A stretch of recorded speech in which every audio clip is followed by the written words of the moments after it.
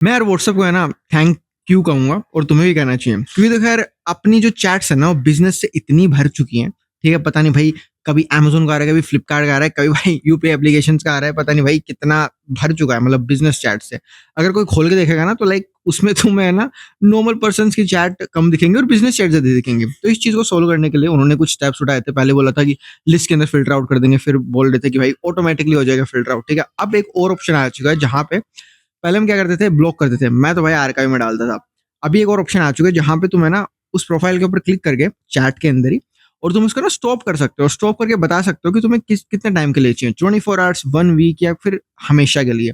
तो वहीं से स्टॉप हो जाएगा। ये तुम्हारा शायद से तो जैसे ईमेल पे अनसब्सक्राइब का ऑप्शन होता है ना, सेम वैसे ही वर्क करने वाला है। So it's kind of good.